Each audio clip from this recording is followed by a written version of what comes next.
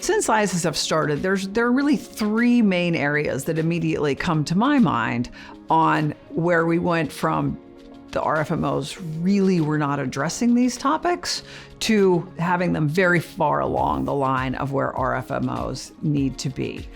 Number one would be something called harvest strategies. In order for a fishery to be certified by MSC, it must be managed using harvest strategies, harvest control rules. When ISSF first came into existence, none of the tunas were managed in that way.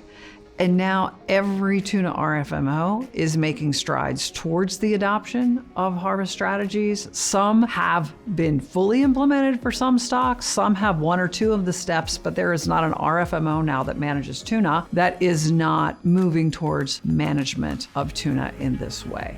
Second, when ISSF started, if you look at identification of vessels, to fish in an RFMO region, a vessel had to be on a registry. They knew their name, they knew their flag, and maybe sometimes they had a radio call signal, but they really weren't requiring much else.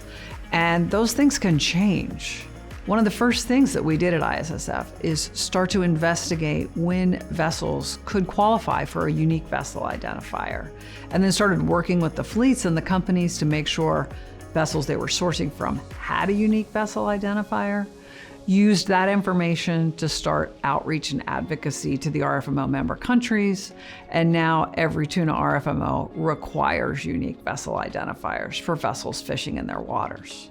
And then lastly, FADs. When we started, there was little to no management of FADs. RFMOs were really not talking about them at all. Every RFMO has made important strides in managing and regulating FAD construction, FAD numbers, FAD deployment rules, FAD data that's being provided, as well as FAD marking and identification. So again, this is another area where we've gone from zero to now every RFMO is well along the path towards a well-managed FAD fishery.